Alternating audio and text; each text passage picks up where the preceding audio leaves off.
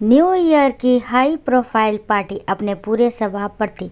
Host Mrs Sharma golden Kanjeevaram sari में बहुत graceful लग रही थी। वे खुद एक एक गेस्ट को अटेंड कर रही थी। एक एम्प्लॉय कोने में चुपचाप स्नैक्स टेस्ट कर रहा था।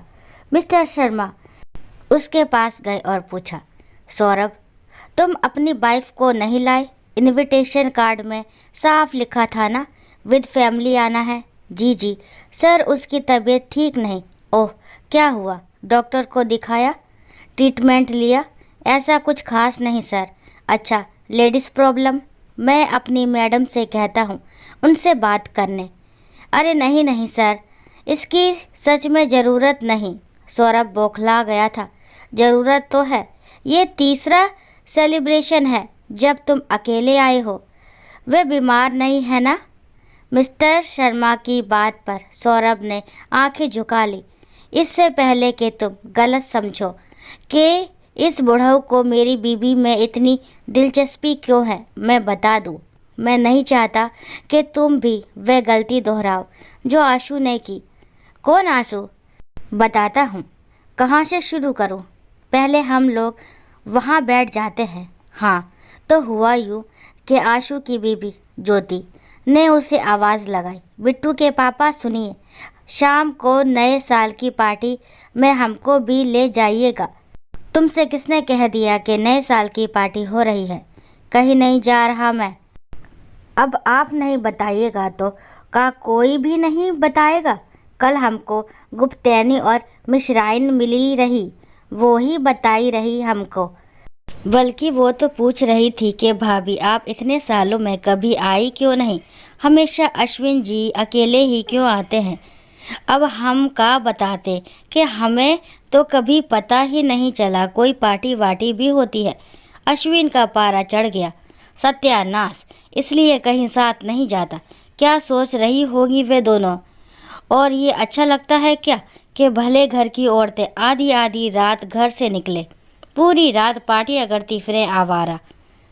तो क्या गुप्तैनी और मिश्रान भले घर की लेडीज नहीं हैं? वो जा सके हैं तो हम काहे नहीं? ज्योति की बात पर आशु हत्थे से उखड़ गया। ठीक है, तुमको सुनना है ना, सुनो। पहली बात तो ये कि वे गुप्तैनी और मिश्राइन नहीं, मिसेज गुप्ता और मिसेज मिश्रा हैं।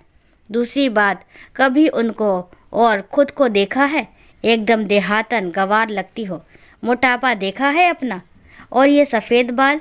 साथ ले जाऊं तो पता ही नहीं चले कि बीवी हो या माँ हो मेरी। मुझे अपनी हंसी उड़ाने का कोई शौक़ नहीं है। आगे से मेरे ऑफिस का कोई मिले तो उससे ज़्यादा बकर बकर करने की ज़रूरत नहीं है। कायदे से तो ज्योति को अपनी बेइज्जती का दुख होना चाहिए था, लेकिन उल्टा उसे इस बात का दुख था कि उसकी वजह से उसके पति की बेइज्जती हुई। क्या ज़रूरत थी उसे उन औरतों से बातें मिलाने की? वह शर्मिंदा सी किचन में चली गई। अश्विन किसी भी मॉडर्न लड़की को देखता तो कहता, काश मेरी बीवी भी ऐसी होती, जिसे लेकर बाहर जाने में मुझे गर्व होता। ज्योति की फैली हुई कमर, सिर पर डाला हुआ पल्ला और मोटा सा सिंदूर देखकर उसने एक गहरी सांस ली और बाइक स्टार्ट कर ली। ऑफिस के काम से अचानक अश्विन को मुंबई जाना पड़ा। अश्मित, अश्विन का छोटा भाई, की शादी के बाद से वह पहली बार जा रहा था तो मन में थोड़ा संकोच था। ऊपर से ज्योति ने अचार, पापड़, मूंग मटर की बड़ी, लड्डू, मठरी, सूखा नमकीन और भी ना जाने क्या क्या बनाकर पैक कर दिया था, जिस पर अश्विन बहुत गुस्सा भी हुआ था कि आजकल ये सब कौन खाता है। लेकिन स्वर्णा और अस्मित की स्पेशल डिमांड पर अश्विन को सब ले जाना ही पड़ा। वहां पहुंचने पर अस्मित और स्वर्णा बच्चों की तरह खुश हो गए थे। इन सब चीज़ों के लिए वे कब से तरस गए थे। स्वर्णा ने खूब खूब तारीफ करके भाभी को फ़ोन करके शुक्रिया कहा था। अब अश्विन को भी पहली बार अच्छा लगा था। इस छोटे से फ्लैट में उसे घुटन सी हो रही थी, फिर भी एक सप्ताह तो निकालना ही था। जब वह सुबह उठा, स्वर्णा ऑफिस जा चुकी थी। अस्मित किचन में ब्रेड आमलेट बना रहा था। ये क्या, तुम अंडे खाते हो? हाँ भैया, पर आपके लिए मैंने दूध और कॉर्नफ्लेक्स रख दिया है। ये कैसा नाश्ता है? यहाँ तो यही बनता है भैया। स्वर्णा को सुबह 7 बजे निकलना होता है, मुझे 9 बजे, और आने में भी देर हो जाती है, तो इतना टाइम नहीं रहता कि नाश्ता और टिफ़िन अलग अलग बनाए। पैकेज फूड खाकर टिफ़िन लेकर हम लोग चले जाते हैं। एक दिन खाना मैं बनाता हूँ, एक दिन स्वर्णा, बाकी काम वाली दीदी आकर निपटा जाती है, सफाई, बर्तन, डिनर। और वीकेंड पर हम लोग बाहर जाकर खाते हैं। अश्विन को ये सब देखकर घबराहट सी हुई। उसे तो ठीक से चाय बनाना भी नहीं आता था। हमेशा हर चीज़ आगे ही मिल जाती थी। कॉर्नफ्लेक्स का स्वाद भी उसे बड़ा अजीब लगा था, और अश्मित को अंडे खाते देखना भी।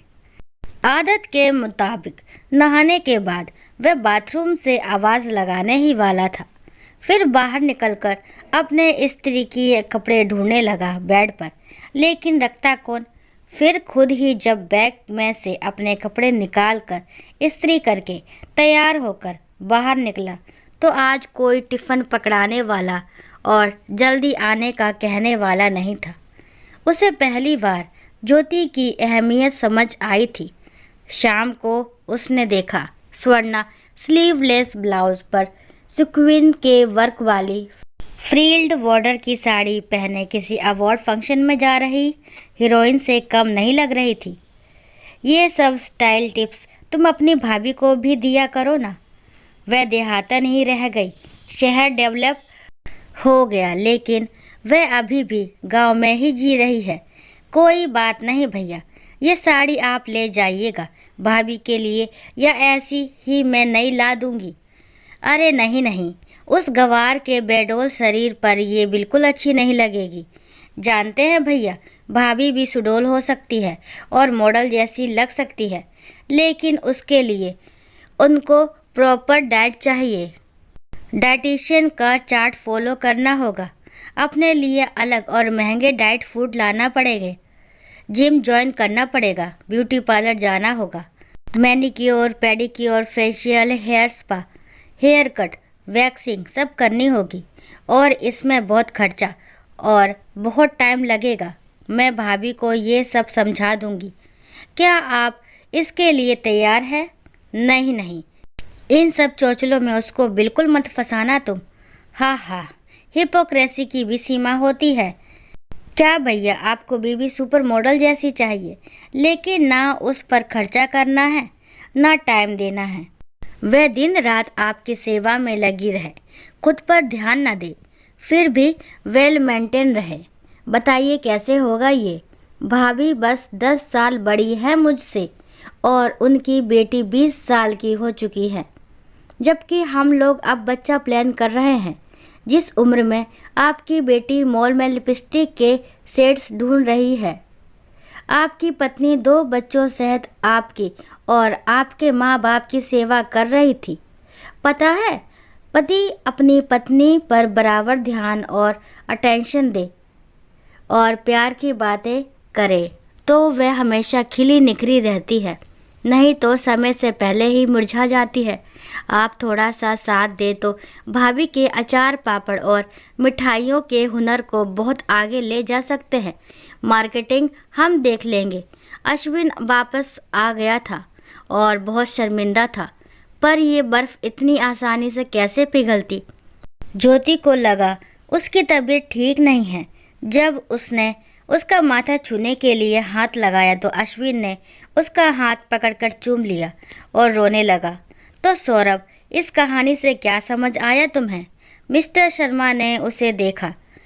जी सर, मैं आपकी बात समझ रहा हूँ, और वह आशु उर्फ अश्विन मैं ही हूँ, और ये मेरी ब्यूटीफुल, इंटेलिजेंट और मेहनती वाइफ मिसेस ज्योति शर्मा। सौरभ ने आश्चर्य से उन दोनों को देखा, फिर उठकर जाने लगा। अरे कुछ खा तो लो। जी सर, आऊँगा ना, पहले संध्या को भी ले आऊँ। उसे न्यू ईयर पार्टी में शामिल होने का बहुत एक्साइटमेंट है। सौरभ झेपते हुए बाहर की तरफ बढ़ गया। दोस्तों, आशा करती हूँ ये कहानी आपको ज़रूर पसंद आई होगी। अगर कहानी पसंद आती है तो प्लीज़ मेरे चैनल को लाइक शेयर सब्सक्राइब करना ना भूलें। अगर कहानी अच्छी लगती है तो प्लीज़ कमेंट करना भी ना भूलें। और कहानी को लास्ट तक सुनने के लिए थैंक यू। राम राम, राधे राधे।